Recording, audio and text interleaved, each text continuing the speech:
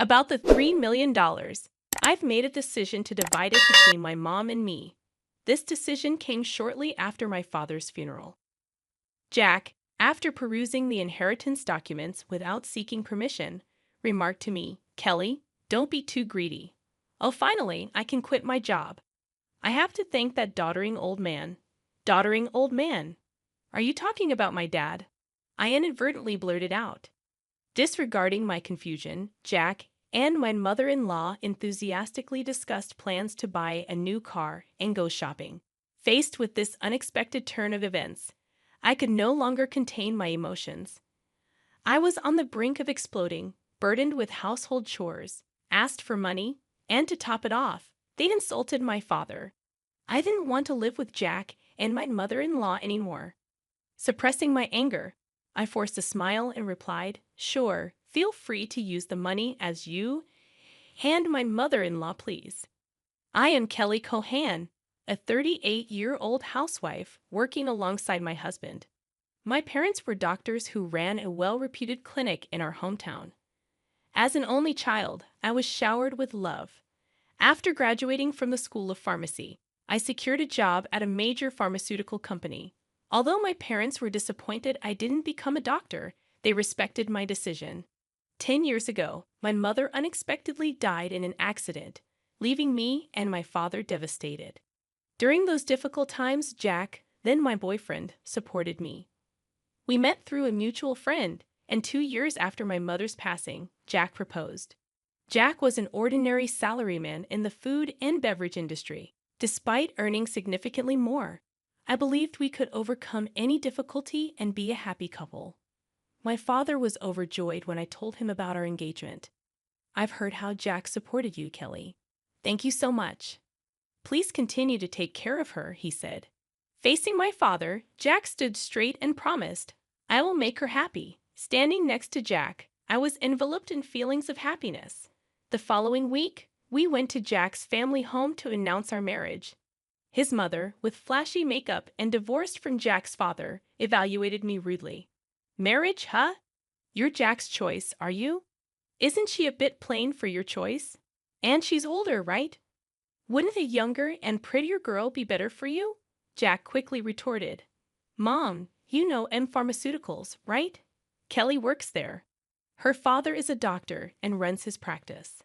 I expected Jack to praise my character, but instead, he emphasized the financial advantages. Hearing this, his mother's expression changed to one of satisfaction. "Oh, Jack, you should have told me such important things earlier. That changes everything. I happily approve of the marriage.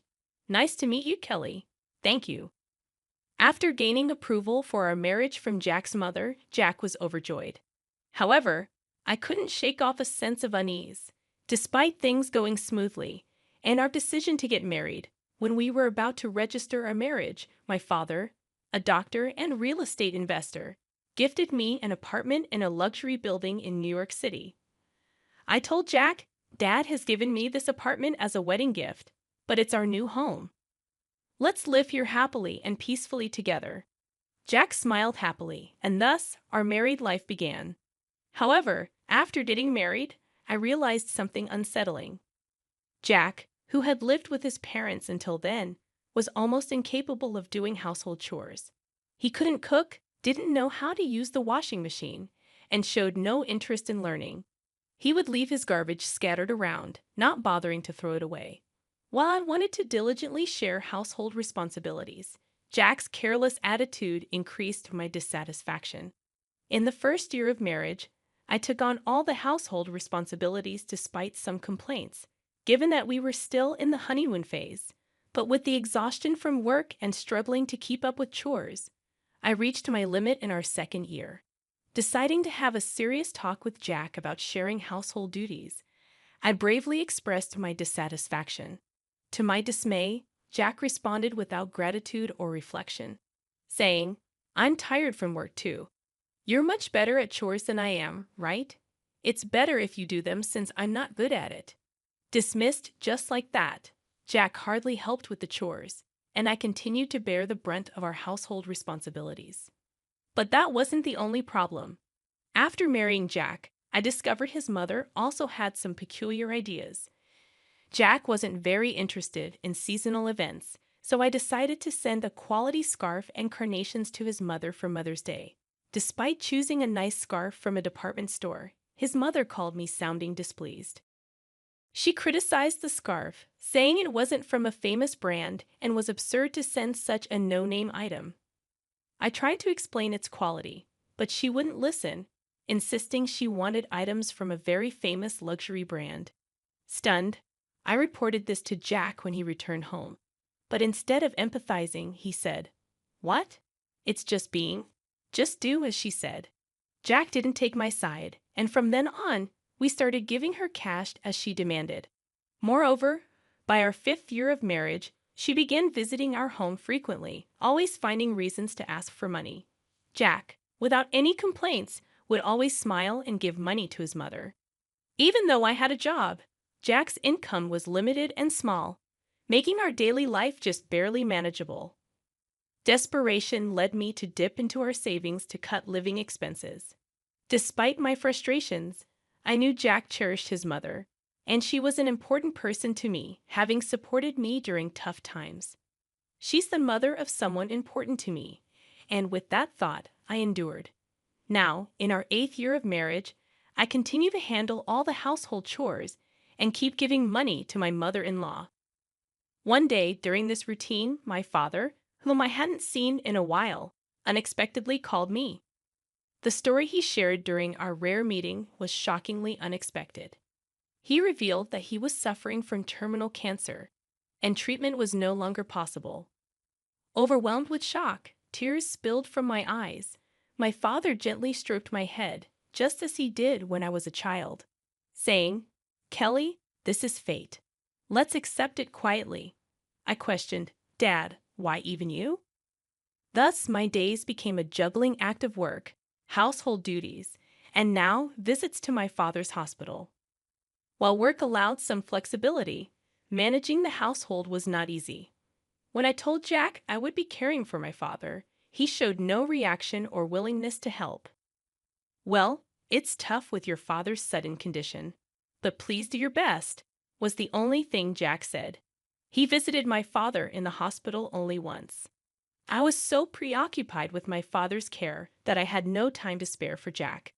If I had time to worry about Jack, I wanted to prioritize my father. One day, as my father lay in his hospital bed, he suddenly asked me, "Kelly, how is your marriage with Jack going?" Caught off guard, I found myself thinking about Jack's attitude at home and his mother's behavior. I couldn't answer properly. Seeing my hesitation, my father seemed to understand and spoke to me, "Kelly, you don't have to endure. Think about your happiness. Don't worry. You won't have any hardships after I'm gone." I couldn't hold back my tears and wept, and my father silently and firmly held my hand. 3 months later, the inevitable moment arrived. My father passed away quietly. Engulfed in immense sorrow, I started arranging the funeral. Jack, however, showed no interest in my grief and didn't help with any preparations. Despite this, I was too busy with the funeral arrangements to pay much attention to Jack. Many friends and acquaintances attended my father's funeral, making it a heartfelt farewell. Even the indifferent Jack and his mother attended. The day after the funeral, I received a call from a lawyer about my father's inheritance. I arranged a meeting with the lawyer and listened to the explanation. The information was all new and quite surprising. After deducting taxes like inheritance tax, my father's estate amounted to over $3 million. He had not only earned income as a doctor, but also made real estate investments, leaving behind such a vast fortune, all of it to be inherited by me, his only daughter. Wrapped in surprise and gratitude, yet trembling at the thought of handling such a huge amount of money, I proceeded with the inheritance process. After returning home, I spread out the documents received from the lawyer on my desk. Reading through them, exhaustion overwhelmed me, and I ended up dozing off on the sofa for a short while. When I awoke, I heard the cheerful voices of Jack and his mother from afar. "Huh, Jack and mother too. When did you come?" As I spoke, Jack approached me with a beaming smile, saying, "Yes, Kelly, well done. Huh, what? Confused by his sudden excitement. I noticed the documents in Jack's hand. They were the inheritance papers I had received from the lawyer. Wait, don't just read those without asking. Shocked and angry at Jack for looking through the documents without permission, I raised my voice at him. However, my mother-in-law, unconcerned, happily chimed in, "Wow, an inheritance of $3 million. Isn't that amazing? Now we can live comfortably for the rest of our lives." Confused, I couldn't understand why my mother-in-law suddenly said that. Then Jack turned serious and continued, "By the way, about this $3 million, I've decided that it will be split between me and my mom." It was right after my father's funeral. Jack, having looked at the documents related to the inheritance I was supposed to receive without permission, said to me, "Kelly, don't be too greedy." Oh, now I can finally quit my job. I have to thank that doddering old man. Doddering old man, are you talking about my dad? I accidentally said it out loud. Well, anyway, let's proceed with the inheritance process and get the money into our joint account as soon as possible. Ignoring my confusion over this sudden turn of events, Jack and my mother-in-law were excitedly talking about buying a new car and shopping. At that moment, I couldn't hold back my emotions any longer. I was on the verge of exploding, being burdened with household chores, asked for money, and to top it off, they insulted my father. While holding back my anger, I replied with a forced smile, "Sure, use the money you and my mother-in-law, please, as you wish." Hearing this, my mother-in-law, seemingly satisfied, said cheerfully, "That's the spirit, Kelly." Quick to agree. "Now make sure you work hard and earn money. I don't want our savings to decrease, so work hard." I just nodded and pretended to listen to her selfish words.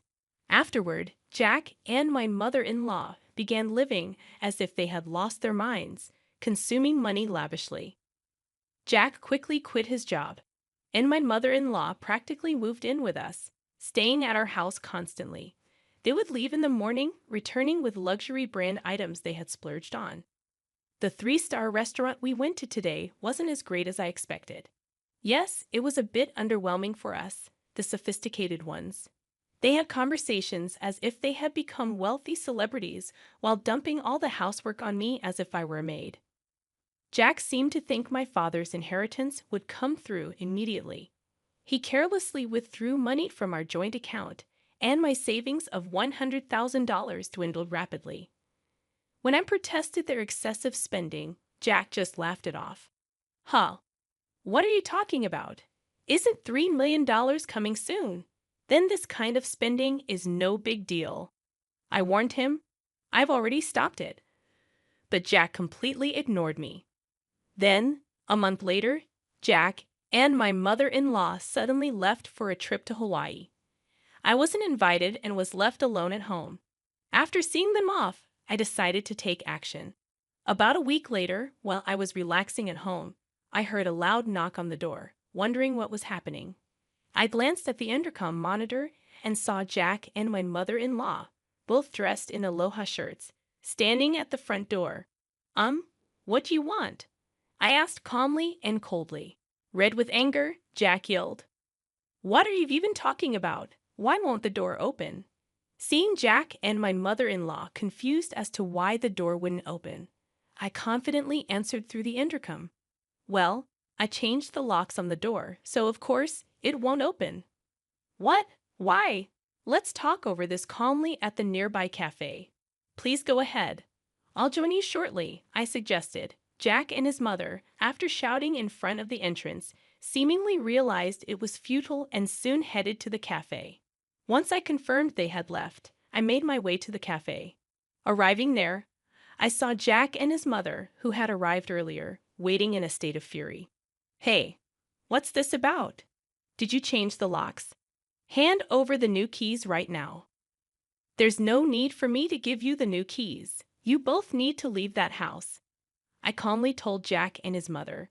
Facing a visibly angry Jack, I presented a piece of paper. It was a divorce petition I had already filled out. "Divorce? You're serious about divorcing me?" His mother was equally shocked and bewildered. Kelly, why has it come to this? I spoke quietly to the two who were panicking and flustered. By the way, you've been spending lavishly every day. Are you sure your finances are okay? What money? Of course, it's fine, Jack retorted vehemently, spitting as he spoke. Your father's inheritance is coming, right? There should still be over $50,000 in our joint account. Look, I'll show you right now. Here it is. Saying this, Jack took out his smartphone and opened the banking app to check the account. At that moment, his expression changed abruptly. What? What's this? Why is the money gone? It was there just the other day. Hearing Jack's words, his mother also hurriedly looked at her phone, her face showing confusion. I revealed the truth to them as they were panicking, not understanding the situation. Of course it's gone. I'm divorcing you. So I moved that $50,000 to my account as part of the property division. What? What do you mean? Jack's face turned to anger for a moment. But then he smirked, as if remembering something. Fine, I'll divorce you then. Transfer the inheritance you got from your dad right away. After all, property acquired during the marriage is split half and half in a divorce, right?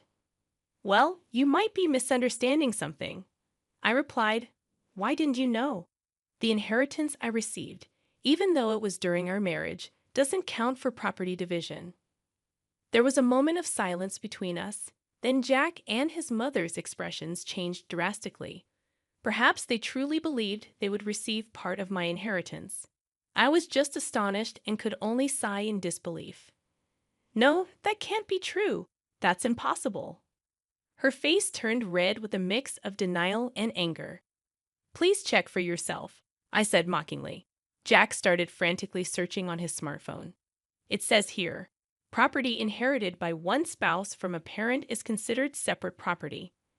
Therefore, it's not subject to division and can't be split between the spouses. What? Seriously? His mother too looked at the screen in shock. Then Jack approached me, pleading desperately, Kelly, please don't divorce me. I have no savings and no job. How am I supposed to live if you divorce me? Faced with Jack's whining, I spoke to him clearly and firmly. What are you talking about? Take responsibility for your actions. I will never forget how you both treated me. I'm divorcing you. I'll go to court if I have to. Intimidated by my fierce demeanor, which they had never seen before, Jack and his mother shrunk back in fear, whimpering softly. Leaving the two of them dejected, I walked out of the cafe. Later on, Jack and I were able to go through the divorce proceedings without any issues. The $50,000 I had moved from our joint account was recognized as part of the marital property division. Eventually, I managed to get Jack and his mother out of my house. Jack, having already squandered the money from the property division, found himself penniless. Furthermore, he was overwhelmed with bills from the overseas trip and other expenses he had paid for with his credit card, quickly sinking into debt. Jack and his mother had to take on even more debt to make these payments, and they now live in a rundown apartment, working tirelessly every day to pay off their debts. The stark contrast to their former lavish lifestyle has been a huge shock for them. On the other hand, I sold the condo I used to share with Jack. I then moved into the apartment that used to belong to my father. I continue to work as before, but with the inheritance I received from my father, I am living a comfortable life financially. With gratitude to my late father in my heart, I want to start anew and cherish my life ahead. I aim to protect my happiness and spend my days peacefully.